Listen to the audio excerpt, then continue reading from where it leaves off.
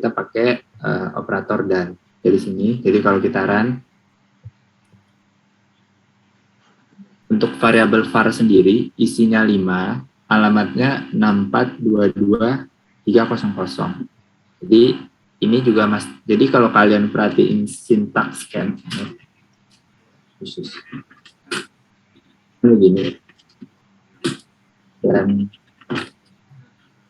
jadi sebenarnya yang dilakuin sama si itu lakukan scan, lalu karena memasukkan nilai alamatnya kemana. Nah itu fungsi variabel dan. Ini kalau kalian lebih detail aja sih, ya gitu. Terus oh ya, yang di sini dia pakai pointer p, persen p.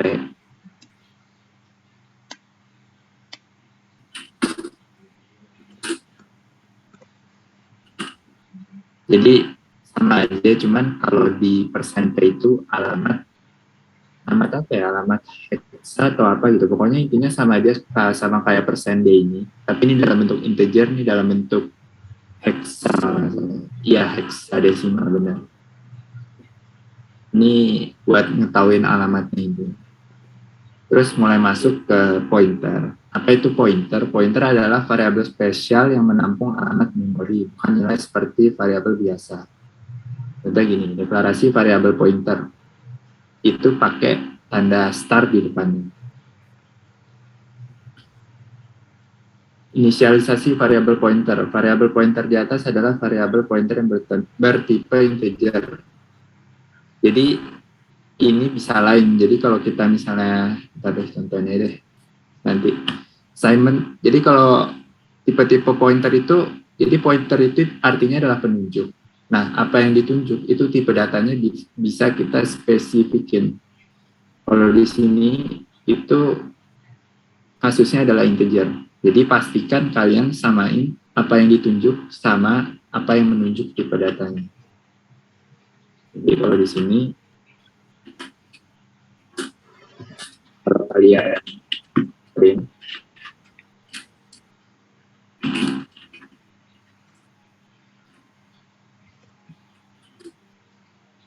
itu hasilnya 55. Nah, bedanya apa sama kita kayak gini? Kalau kita kayak gini biasa, ini kan juga nih sama hasilnya 55 juga. Nah, jadi perbedaannya adalah kalau kita pakai pointer, itu kita nggak akses alamatnya. Jadi bayangin aja kayak var ini punya kotak sendiri, terus ada isinya 55. Terus kita inisialisasi variabel pointer di sini. Nah, terus kita assign nilainya. Nah, yang diisi ini nanti, jadi ini punya nilai 55, terus alamatnya itu, apa ya? Misal alamatnya 100. Ini alamatnya kita ngasal aja berapa, kita nggak tahu sebenarnya berapa itu. Dan kita nggak perlu tahu itu komputer yang ngurusin dia nempatinnya di mana. Terus nah nanti yang diisi dari kotak pointer ini itu isinya adalah alamatnya dia, yaitu 100. Nah, tapi pointer ini sendiri itu juga punya alamat lagi. Ini karena alamatnya 400 gitu. Nah, jadi kalau misalnya kayak gini, kalau kita mau ngeakses nilainya, ini kan alamat, jadi variabel pointer sendiri itu isinya alamat kan. Nah, alamatnya itu mengarah ke variabel var. Jadi kalau kita jadi ini.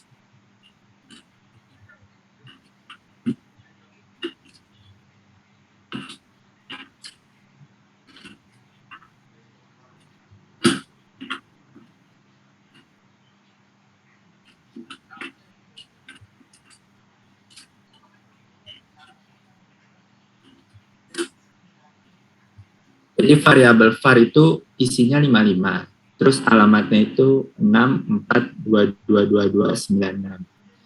Nah, nanti variabel pointer ini itu isinya adalah 100 ini. 100. Nah, kalau misalnya kita print ini, pasti isinya itu sama kayak yang JS. Nah, jadi variabel pointer kan menyimpan alamat. Kalau kita nggak pakai pointer gini di depannya, itu nanti yang kita akses itu alamat isi dari variabel pointernya sendiri, yaitu alamat dari si variabel var. Jadi, isinya nanti 642296. Nah, kalau kita mau mengakses nilainya, itu kita pakai variabel star di sini. Operator star. Ini 55. Nah, tapi kalau kita pengen tahu alamat dari variabel pointer PTR ini, itu kita pakai dan. Nanti beda harus. Nah, ini beda sini. Jadi, variabel pointer itu sendiri, PTR itu sendiri, dia juga punya alamat. Jadi, intinya itu, pointer itu adalah penunjuk. Jadi, seperti yang udah dibilang tadi, karena isinya adalah alamat, jadi apa yang terjadi kalau misal kita ubah nilai itu, kita tambahkan 2. Terus kita print.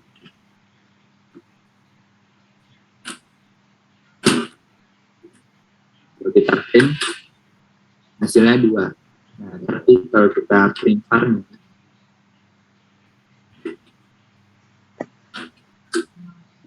dia juga 2. Nah, jadi karena variabel pointer itu cuma penunjuk, jadi sebenarnya yang dia ganti di sini itu adalah nilai dari apa yang dia tunjuk, yaitu var. Gitu. Kalau kita set jadi 2, nanti yang berubah itu di sini dia tetap 800 sama 100, tapi di sininya nanti dia jadiin 2.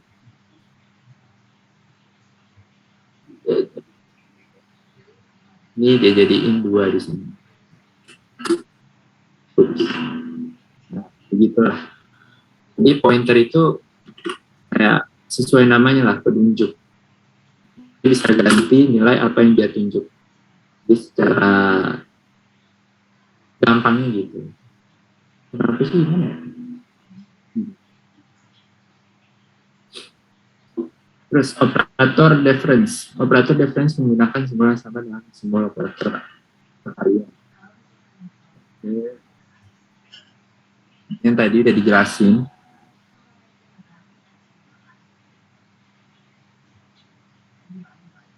Kalau dia ganti 20, var juga berubah. Nah, terus sekarang coba kita pakai program yang ini. Jadi kira-kira apa yang terjadi? Ini ada variabel X sama Y, terus PTR1.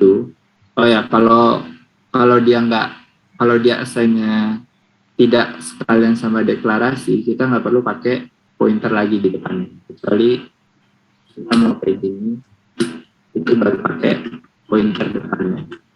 Kalau di bawahnya nggak usah. Jadi pointer 1 mengarah ke alamat X, pointer kedua mengarah ke alamat Y. Nah, untuk aksesnya pakai pointer 1 sama pointer 2. Kalau di print hasilnya sama aja, yaitu 11. Kalau kita kayak gini, ini hasilnya, ini kan nanti hasilnya alamatnya. Alamat ini ditambah 6. Nah, ini dikasih warning sama dia. Karena PTR1 itu tipenya pointer. Sedangkan yang kita akses ini itu alamatnya. Nah, terus ada double pointer. Ini tanya dulu, udah ngerti apa belum? Oh ya, udah ngerti belum kira-kira konsep dasar pointer? Ini materinya susah. Kalau ada yang mau tanya silakan. Reaction.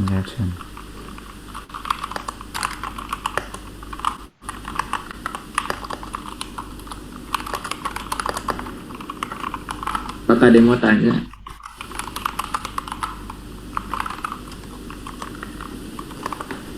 Reaction. Permisi Mas. Ya, silakan. Mohon maaf, itu saya kurang paham yang operasi ini Mas. Ini. Iya. Oke. Jadi gini. Pointernya sendiri udah paham belum apa itu pointer? Iya paham Mas kalau Oke. definisinya. Ya, jadi sebenarnya yang harus kalian pahami itu gimana cara mengakses nilai dari pointer itu sendiri sama mengakses dari alamatnya. Baik lagi deh. Jadi misal ada sebuah variabel. Ini kita kasih nama PTR1. Nah, PTR1 itu punya nilai kan di dalamnya. Karena dia pointer, berarti dia isinya adalah alamat. Isinya adalah alamat. Coba sebelumnya kita print dulu alamat dari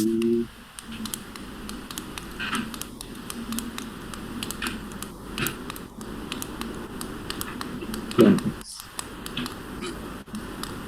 Nah, alamat dari X adalah 642228. Itu alamat dari X. Nah, apa yang dilakuin pada saat PTR1 sama dengan dan X? Yang terjadi adalah nanti diisi PTR1 itu dia isi 642228. Nah, ini isi dari PTR1. PTR1 sendiri dia juga punya alamat. Alamatnya adalah kalau mau ngecek kalian tinggal gini aja.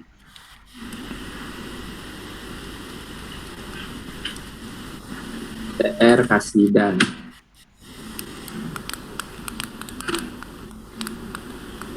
PTR1 sorry.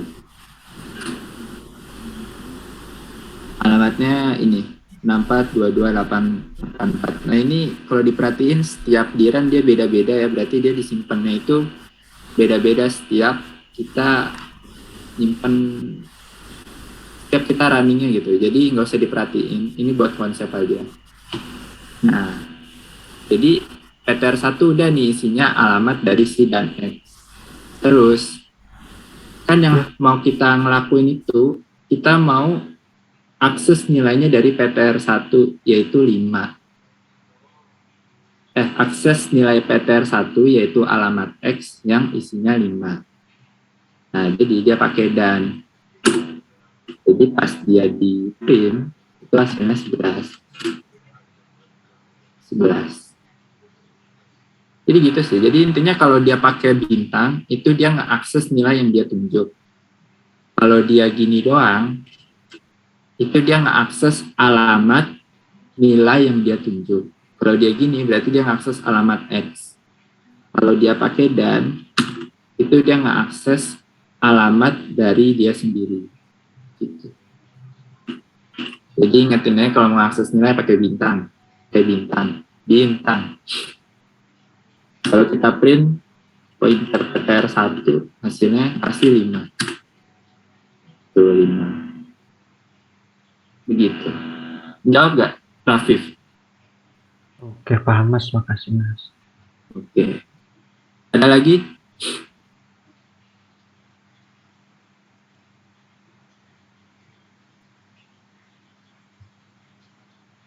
Nggak ada. Kalau nggak ada dilanjut dulu ya. Terus yang selanjutnya ada double pointer. Variable pointer juga dapat menunjuk variabel pointer lainnya. Hal ini disebut dengan double pointer. Untuk mendeklarasikan variabel double pointer menggunakan dua simbol arteris.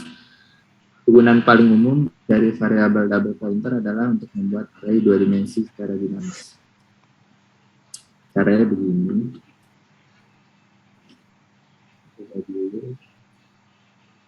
Nah, jadi maksudnya dinamis itu apa? Begini. Kan array itu adalah kotak-kotak ini ya. Kotak-kotak. Direpresentasikan dengan kotak-kotak dan seterusnya gitu. Nah, tapi kalau kita deklarasinya kayak gini, misal biar array 10. Kita selalu deklarasinya itu setiap baris sama kolomnya pasti sama gitu. Atau ininya 7. Ini berarti kan nanti ada 10 kolom, ada 8 baris gitu kan. Nah, kalau misalnya kita pakai double pointer, itu kita bisa deklarasiin array yang bentuknya begini.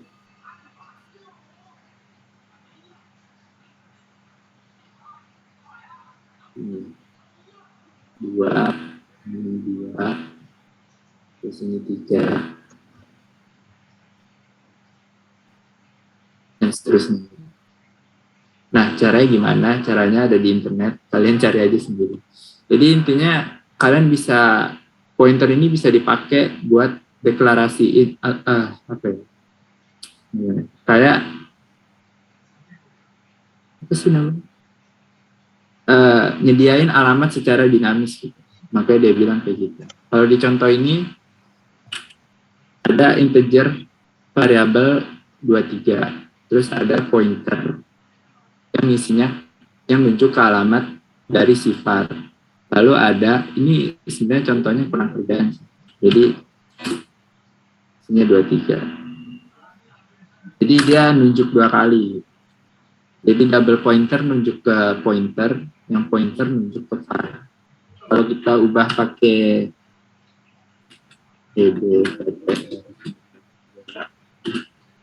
dia juga sama aja nanti.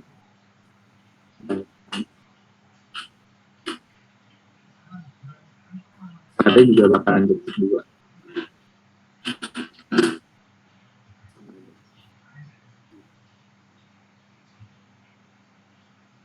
Ya, udah sih double pointer.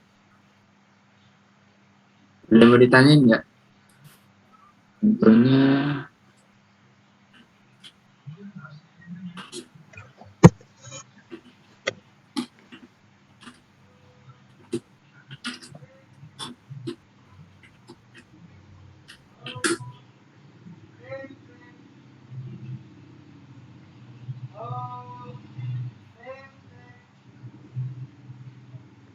contohnya begini. Jadi buat bikin array 2 dimensi, yang pertama dia inisialisasi double pointer yang isinya 0.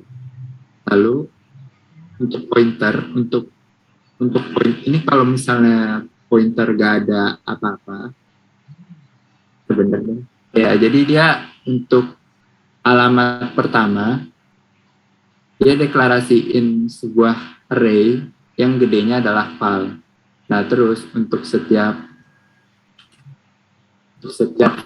val, untuk setiap row nanti dia bisa secara dinamis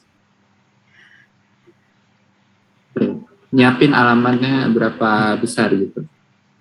Besar, kecil,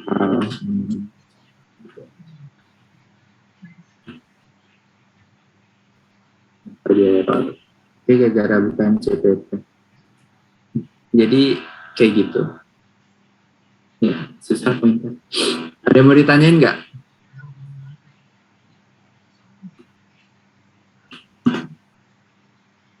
Reaction dong, reaction coba. Yang kayak biasa hati sama bingung. Kalau nggak ngerti nggak apa-apa, nanti kita bantu jelasin lagi. Tapi kasih tahu nggak ngerti di mana.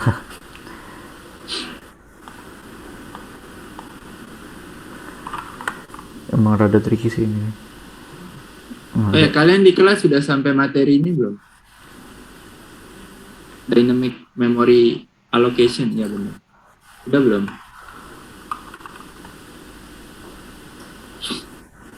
Belum ya? Sampai malok-malok belum ya? Belum, Mas. Oh ya udah. Kalau belum berarti jangan diajarin. Mirsad tadi bingung di mana, Syat? Mau dijelasin ulang mana? Bingung yang 2 dimensi tadi, Mas. Nggak paham. Gak pahamnya gimana? Gak pahamnya gitu. Kenapa bisa jadi 2 dimensi gitu, Mas? Sebenarnya apa ya? Kalau yang array gue juga gak gitu tahu sih sebenarnya. Cuma kalau pointernya, kalau pakai itu dia harus pakai size, pakai maluk, tapi belum diajarin. Nggak bisa kayak gini ternyata, ngawur ngejawabnya.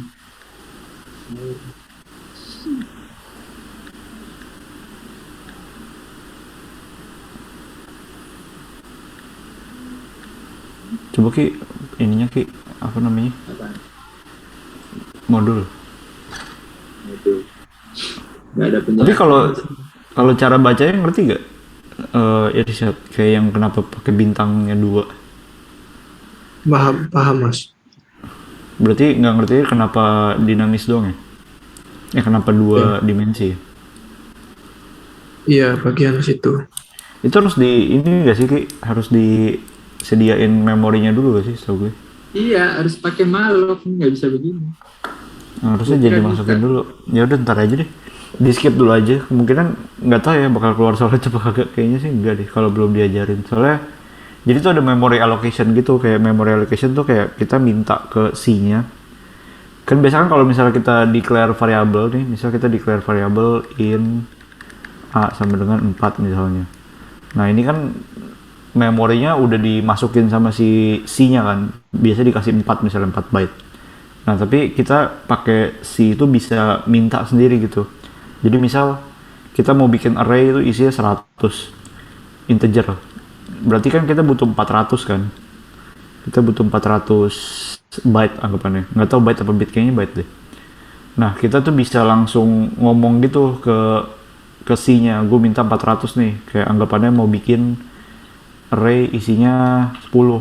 100 sorry. Kayak gitu. Jadi ini gunanya malloc tuh gitu. Kita bisa reserve duluan gitu.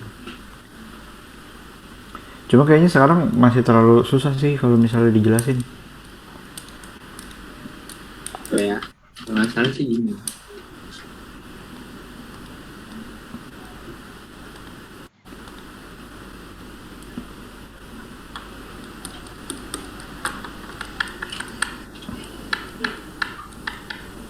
Terus ini bisa langsung diakses biasa.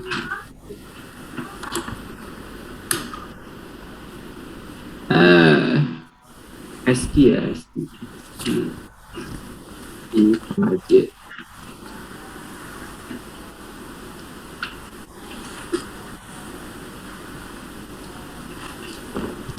Lah, malok belajar. Ya, harus belajar malok dulu. Dialokasiin memori. Ntar Iya, aja nih kayaknya. iya, ntar aja. Susah. Intinya yang penting tahu ini dulu aja kalau misalnya N itu buat ngakses memori, kalau bintang buat akses value-nya. Kok ditutup? Ini. Iya, kalau yang iya pastiin tahu itu dulu aja kalau misalnya yang operator N yang ampersand itu buat ngakses memorinya. Kalau yang bintang itu buat ngakses value-nya. Sebatas itu kayaknya udah.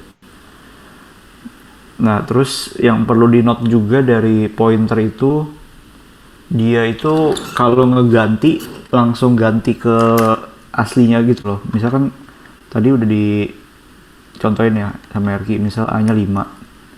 Terus ada pointer nih. Ini ada pointer PTR. Nah, dia ngarahnya ke 5 gitu.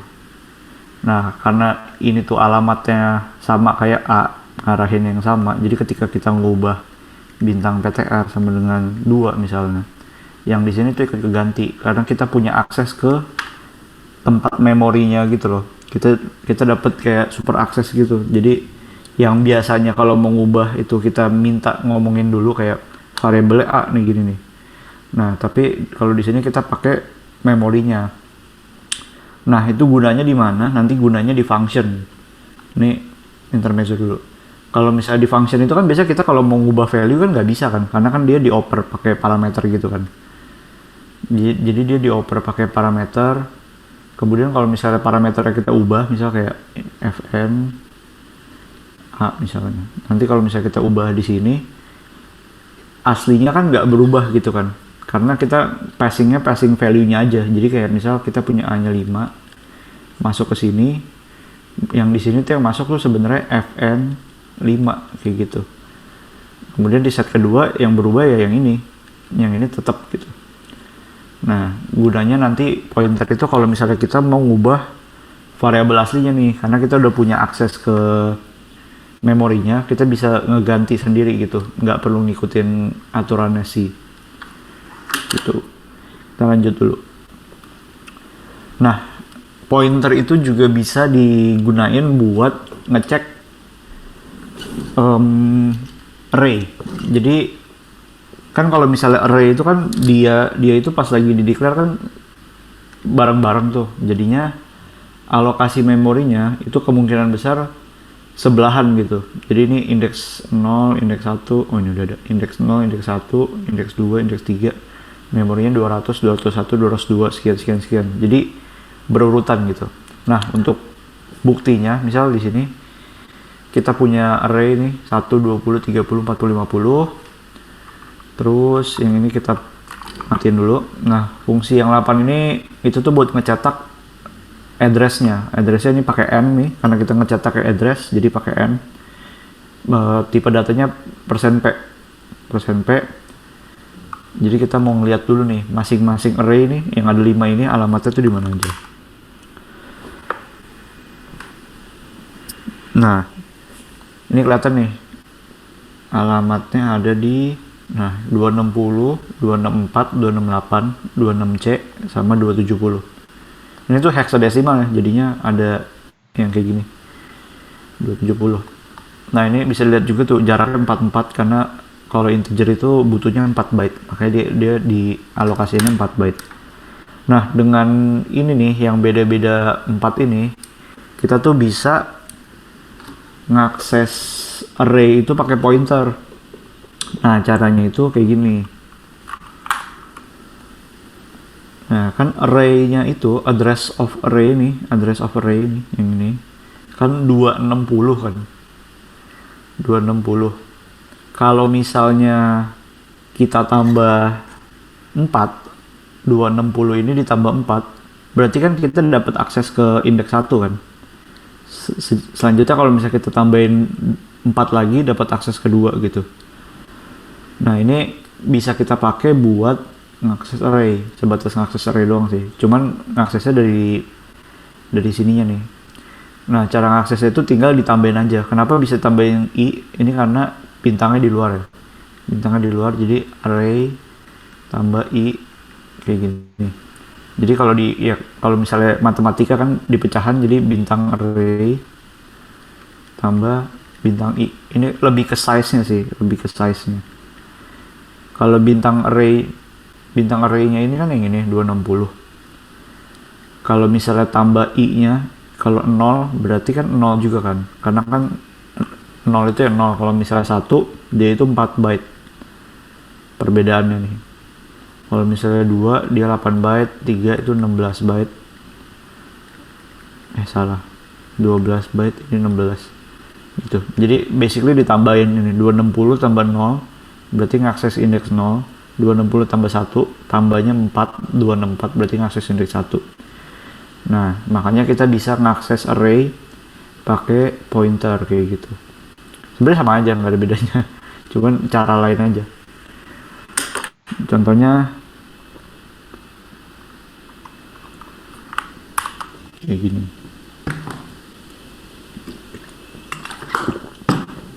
Nah, ini kalau misalnya kita pakai array plus 0, dia bakal ngakses address ini, dapatnya tuh 1. Yang ini 264, dapatnya 20, 30, 40, 50, seterusnya. Itu untuk pointer dan array. Oke, reaction.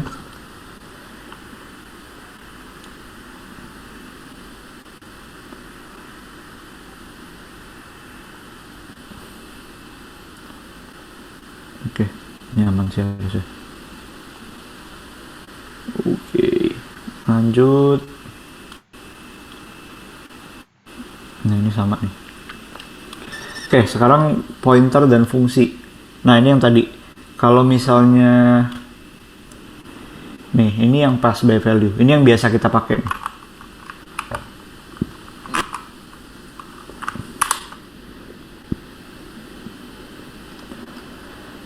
Nah, yang biasa kita pakai itu kalau ini 10 sama 6. Oh, gini.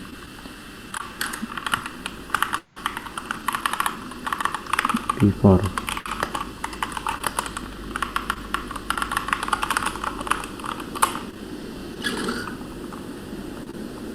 Oke. Nah, kita lihat nih ada 10 sama 6. 10 sama 6 ini dimasukin ke function yang namanya change. Nah, di dalam function change ini value-nya ditambahin. Jadi A sama dengan A plus 5, B sama dengan B plus 5. Nah, cuman yang tadi udah dijelasin juga, kalau misalnya function itu, dia tuh ngirimnya cuman value-nya doang gitu. Jadi, ini kan X10 ya sama dengan 6. Pada saat baris 11 ini, yang sebenarnya dipanggil itu, dulu, ini kameranya geser dulu. Yang sebenarnya dipanggil itu, sebenarnya ini, change 10 sama 6 gitu. Jadi yang sebenarnya dipanggil tuh value-nya gitu, yang dipas value-nya. Makanya ketika diakses di sini, ini kan 10 tambah 5 jadi A-nya 15, B-nya 11 kan sebenarnya. Cuman ya nggak kemana-mana, di dalam function aja. Ingat pelajaran yang scope itu kan kalau misalnya di dalam function nggak bisa diakses di luarnya kan. Nah, makanya before sama afternya itu sama. Gara-gara pada saat kita ngubah, kita tuh nggak ngubah variabel ya. Karena kita passingnya tuh cuma value-nya doang ke dalam function. Nah, itu pass by value. Ini kasus normal nih. Nah, terus ada lagi pass by address. Kan kita udah belajar pointer nih. Nah, di sini ada implementasinya pointer. Tadi before-nya kehapus dong.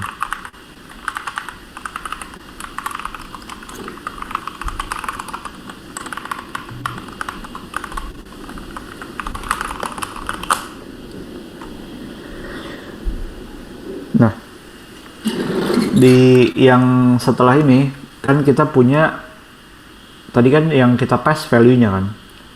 Nah, sekarang beda nih. Yang kita pass itu adalah alamatnya. Alamatnya ini yang nangkep pointernya. Ini kurang lebih tuh sama aja kayak ini loh, kayak PTR sama dengan X misalnya, kayak gitu. Jadinya ini dapat akses ke memorinya. Dia tuh nunjuk ke memorinya. Kayak gitu. Nah, jadi kita udah tahu address X, address Y, sekarang di point sama A sama B, di point A sama B. Jadi A ini ngepoint X, B ini ngepoint Y. Nah, kemudian ingat kalau misalnya kita ngakses yang di kiri kan ya ngakses variabel ya kan.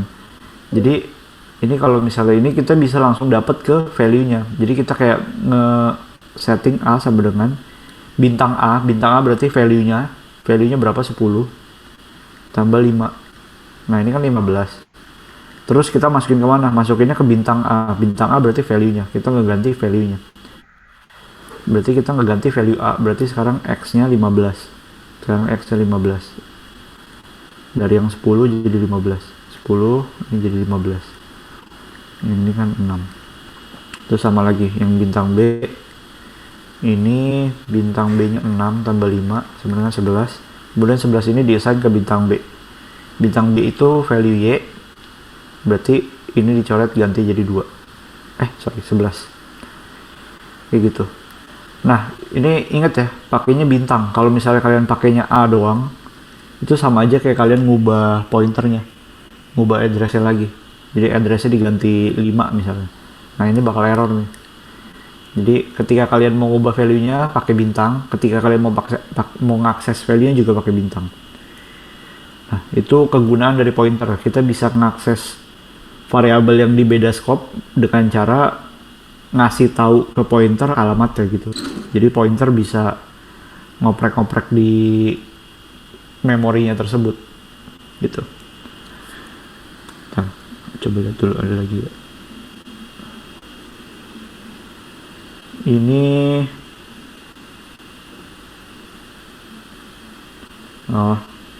ini juga mirip nih. Ini bedanya, ini tuh kan kalau tadi kita ngepassingnya variabel integer kan. Nah, ini kita juga bisa ngepassing variabel array gitu. Jadi dikasih bintang array. Nah, terus kalau misalnya kita ngotak-ngatik array-nya, misal bintang array-nya ini diotak-atik, diubah-ubah. Nah, nanti yang ini juga berubah juga karena kita ngasih memorinya. Dia langsung otomatis ngubahnya di memori. Gitu. Oke, reaction. Iya, Ali.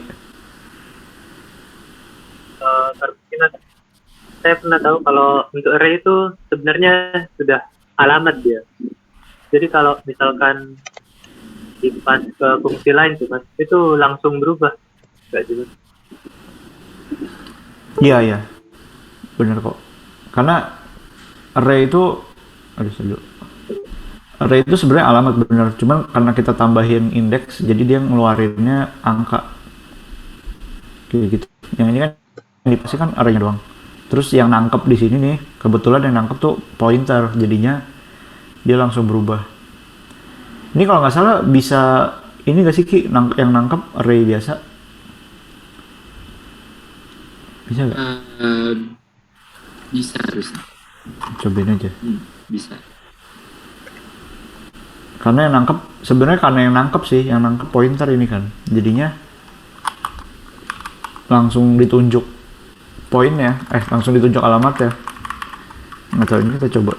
Ntar yang ini jadi masukin otak dulu, takutnya kalian mabuk. Horor.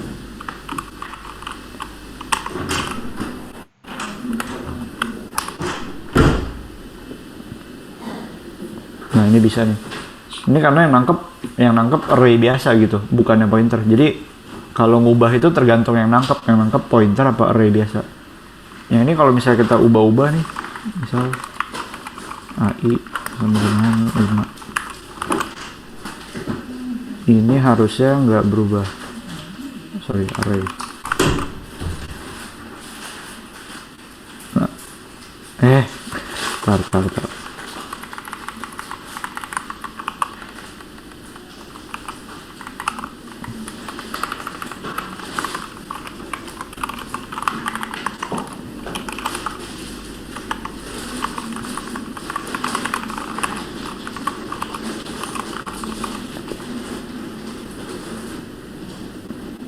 Lah, berubah juga, Ki.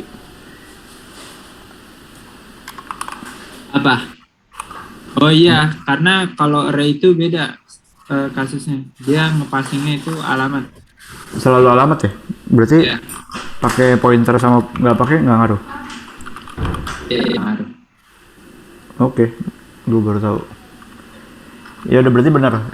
Kalau misalnya dua-duanya sama-sama alamat, berarti yang konsep tadi dipakainya buat variabel biasa aja. Kalau buat array jangan. Konsep yang siapa yang nangkep ini itu buat variabel biasa.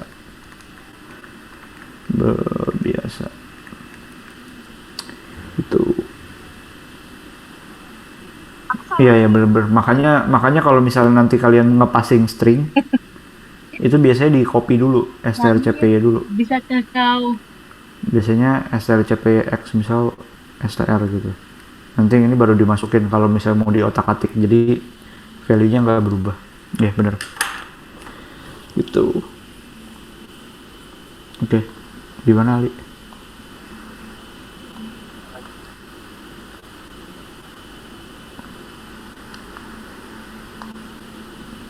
Sip. Ada lagi? Oke. Nggak ada nih ya? Kalau nggak ada silakan Fred.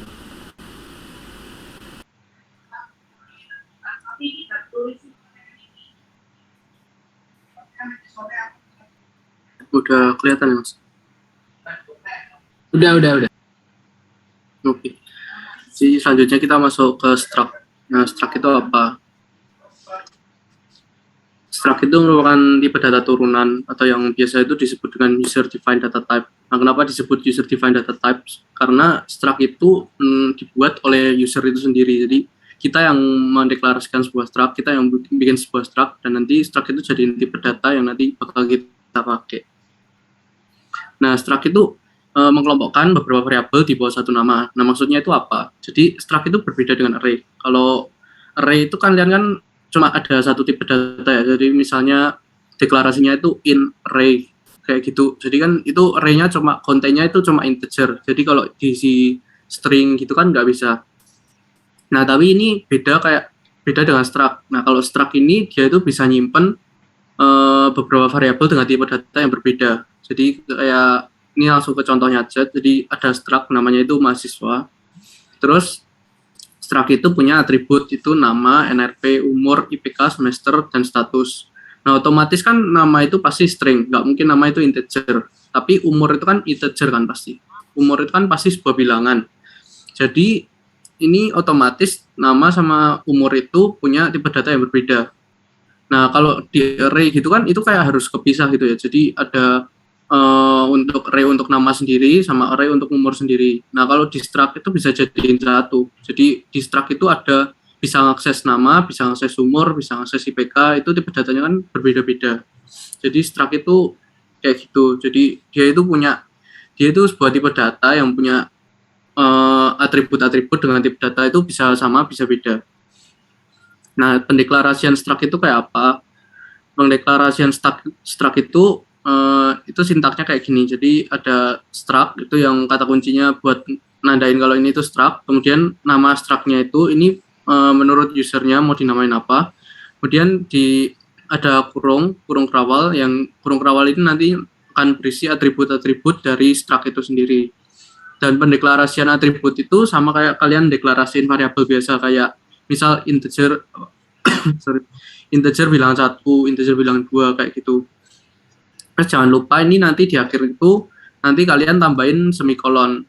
Soalnya kalau kalian nggak nambahin semikolon kayak gini, semikolonnya aku hapus, nah itu bakal error. Jadi dia tuh bakal minta ada semikolonnya. Jadi contohnya itu kayak struct-nya tadi kan struct mahasiswa ya. Jadi ini struct, kemudian nama struct-nya itu mahasiswa. Kemudian untuk field atributnya itu nanti ada nama yang itu char berukuran 100, kemudian NRP char berukuran 20, kemudian ada umur yang tipe datanya integer, IPK yang tipe datanya double, kemudian semester yang tipe datanya itu integer, kemudian status yang tipe datanya integer. Nah, ini kan beda-beda. Nah, struct itu kayak gitu. Kemudian untuk variabel struct, ini variabel struct itu maksudnya kayak kalian punya, kan struct itu kan tadi kan udah jadi tipe data kan. Jadi nanti tipe data itu kan pasti nanti bisa dideklarasiin menjadi suatu variabel.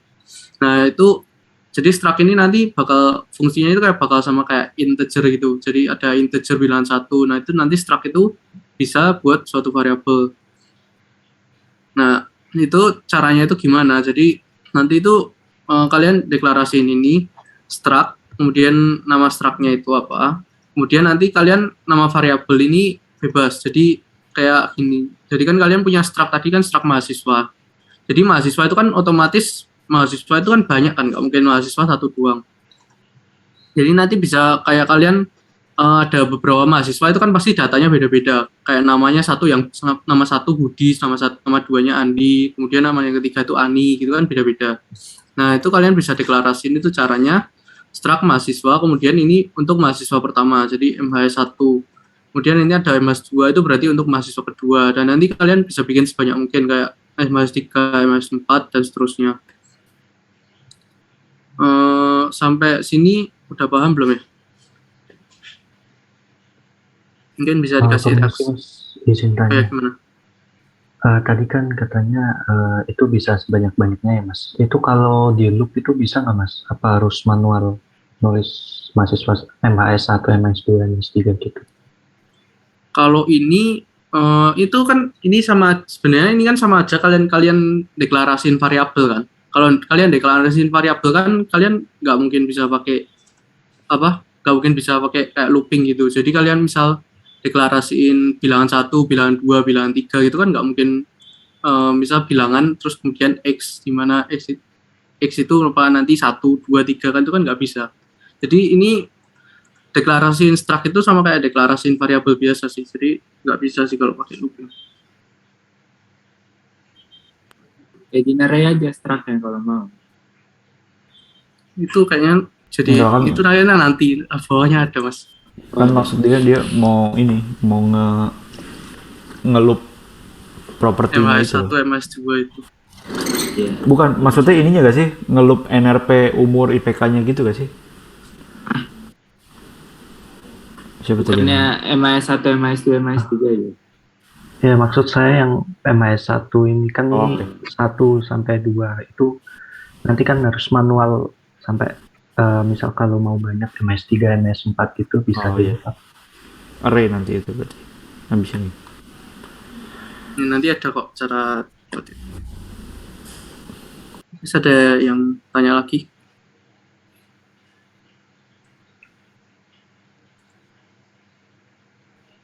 Belum ada ya? Oke, aku lanjut ya. Jadi untuk yang berikutnya itu kalian kan punya struct kan udah struct MS1, MS2 gini kan. Terus kalian kan pasti kalau nggak diakses buat apa gitu kan kalian deklarasiin. Jadi untuk mengakses member dari struct ini itu bisa pakai kayak gini. Jadi kalian ada nama variabel dari struct-nya itu tadi kayak MS1, MS2 itu. Kemudian nanti kalian kasih dot, operator dot. Kemudian selanjutnya itu kalian kasih atribut yang pengen diakses. Jadi member yang pengen diakses dari struct itu apa. Nah, contohnya itu kayak gini. Jadi kalian ada MHS1 dot umur. Berarti ini kan kalian mengakses umur dari mahasiswa pertama. Tapi ini bisa di-assign nilai kayak MHS1 dot umur sama dengan 19. Berarti ini nanti kalian assign 19 itu ke umur mahasiswa pertama. Jadi umur mahasiswa pertama itu nanti 19. Kemudian untuk MHS1 dot semester ini berarti kalian assign untuk semester dari mahasiswa pertama itu. Kalau kalian pengen mengakses dari mahasiswa kedua ya tinggal diganti MHS2 dot umur terus MHS2 dot semester kayak gitu. Terus untuk mungkin kalian kayak ada cara input di kalau cara input di untuk struct itu kayak biasa itu bisa kayak scanf terus kemudian %d kemudian address ampersand MHS1.status ini berarti kalian menginputkan nilai ke mahasiswa status mahasiswa pertama. Jadi kalau kalian run itu juga kayak biasa. Jadi kalian misal input 1 terus nanti keluarnya juga 1. Jadi kayak scanf biasa sih untuk inputin struct ini. Langsung ke contoh program aja. Jadi ini ada struct mahasiswa yang tadi kayak tadi udah dibuat. Nah di sini kan nama sama NRP ini kan string kan. Berarti kalian ini kan ada struct mahasiswa pertama. Jadi nanti untuk string kayak biasa sih. Kalian masuk strcpy mahasiswa.nama itu dengan namanya Ahmad, kemudian NRP-nya segini, kemudian umurnya itu desain ini, IPK-nya ini, semesternya ini, statusnya ini. Kemudian kalau kalian mau printf itu kayak printf biasa sih, nama, kemudian ini kan mahasiswanya itu string, berarti nanti %s, kemudian ini variabel yang pengen di print itu apa. Kemudian ada yang lain sama sih kayak buat ngeprintnya kayak biasa sih ms1.nama, ms1.rp dan lain-lain. Nah status ini kan tadi kan berupa integer, jadi ini bisa kalian kayak pakai itu kayak perbandingan ini biasa. Jadi kalau mahasiswanya statusnya itu 1, dia nanti itu aktif, kalau enggak berarti tidak aktif. Ini kayak gitu sih programnya, program biasa. Kemudian nah ini untuk yang tadi ditanyain kan kayak kalau kayak mendeklarasiin 1000 mahasiswa gitu kan kayak capek kan ya pasti, MS1, MS2 sampai dengan MS1000 gitu. Nah itu bisa diakalin pakainya itu array of struct. Jadi struct itu nanti kan tipe data itu struct kan ya. Jadi nanti variabelnya itu berupa array. Nah cara pendeklarasiannya itu kayak biasa sih. Jadi ada struct, misal struct mahasiswa, kemudian nanti ada MHS isinya 100 apa 1000 gitu. Jadi nanti aksesnya itu kayak ngakses array biasa. Jadi ada MAS0, MAS dengan indeks 0, indeks 1, indeks 2 sampai dengan indeks 999. Nah, itu berarti kan kalian punya ada 1000 mahasiswa tapi bukan dengan 1000 variabel tapi hanya dengan array yang isinya itu 1000 kayak gitu.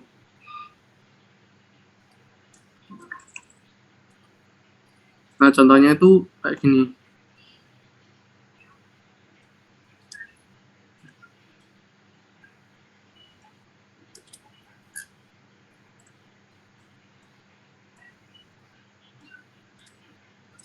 Bentar, sorry.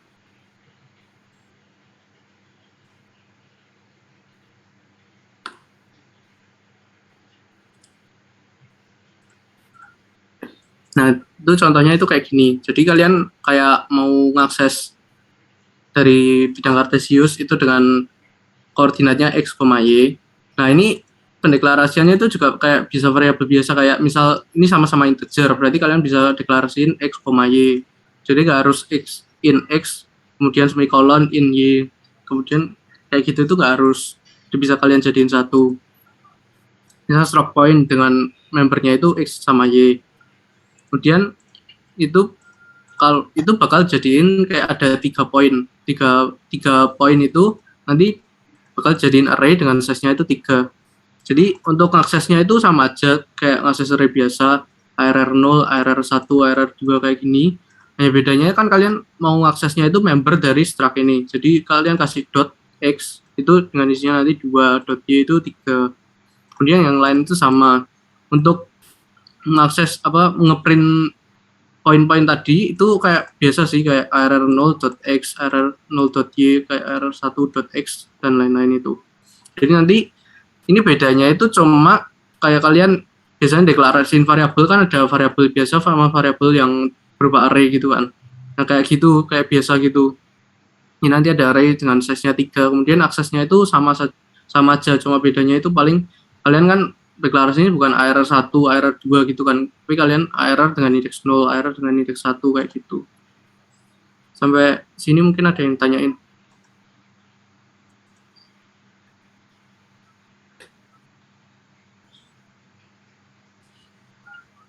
Oh, ada ini, Fred. Ada type def lu atau type def gak? Tahu Mas, tapi ini nggak apa-apa di luar, nggak ada di sini nggak apa-apa. Nggak apa, biar lebih enak aja, ini males kan. Jadi ini tuh sebenarnya ada cara lebih singkat lagi nulisnya. Ini kan kalau misalnya dilihat kan, ini kita manggil struct point terus kan, struct point. Nah, di sini bisa disingkat itu dengan cara di type definition. Jadi kayak point ini dianggap jadi variabel gitu, jadi type baru. Bentar, jadi aku buka. Formatnya gini nih, type def. Ini ketik aja nih, point bla bla bla bla bla bla, point lagi, ketik koma. Langsung aja ganti, Fred. Biar lebih jelas aja sih Mas.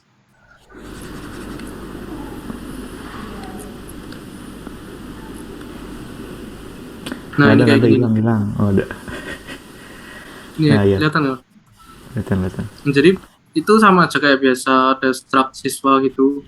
Cuma bedanya itu kalian tambahin type def. Nah, type def itu gunanya itu buat apa? Jadi kalian kan kalau deklarasiin suatu struct itu kan nanti deklarasiin variabel dari struct itu kan pasti struct point, kemudian nanti ada MHS1 kayak gitu kan. Nah, kalau pakai type def itu nanti kalian bisa kayak type def struct siswa itu dengan namanya itu. Jadi struct siswa itu nanti singkatnya itu manggilnya itu biodata siswa. Jadi nanti misal di sini ya, di sini kasih type def struct point itu nanti point dengan p-nya itu kecil. Jadi ini kalian ini nggak perlu kayak struct point kayak gini, tapi kalian cuma perlu point kecil kayak gini. Jadi nggak perlu nulis struct-nya itu. Mungkin kalau kalian nanti kalau deklarasinya banyak kan nanti nulisnya struct. Jadi nanti kalian bisa lebih sedikit nulisnya, cuma poin ini doang. Tapi sebenarnya sama kayak biasa, cuma kalian lebih singkat aja nulisnya, nggak capek jadinya. Terus type def ini nggak cuma buat struct. Jadi kalian misal untuk tipe data itu kan misal ada long kayak gitu kan. Kalian mau singkatnya LL. Nah, itu pakai type def itu juga bisa. Ntar aku lupa type def itu. Itu bukannya define ya? Type def. Long-longnya duluan. Iya, kayak define Harusnya- itu mah kayak berbeda balik itunya. Long-longnya duluan. Kayak harusnya. long duluan ya. Iya, harusnya dulu. LL. Kemudian kalau type def itu harus pakai titik koma. Kalau define itu kan nggak harus pakai titik koma. Nah, kalau type def itu harus pakai titik koma. Jadi Nggak boleh. nanti kalian kalau akses itu tinggal pakai LL-nya, nggak usah tulis long gitu, kepanjangan kan. Tinggal nulis LL bilangan 1. Nah, kayak gitu. Jadi lebih singkat. Tapi sebenarnya sama aja itu nunjukin ke integer ke tipe data long gitu. Biasanya pakai yang ULL, unsigned long, panjang Ya. banget soalnya. Di Ya, type kalau def. kalian nulis di sini unsigned long gitu kan panjangan. Jadi kalian tinggal nulis ULL gitu doang. Lebih cepat kalau kalian ngerti. Mungkin ada yang ditanyain. Bisa kasih reaction mungkin kalau udah paham. Udah kalau cepet.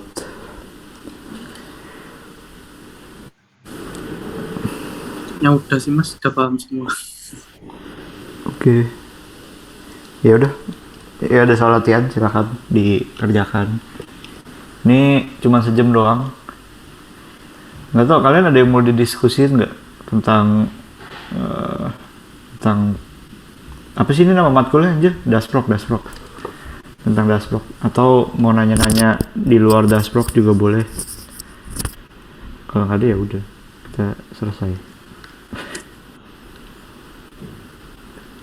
Mas mau tanya mas, Hmm.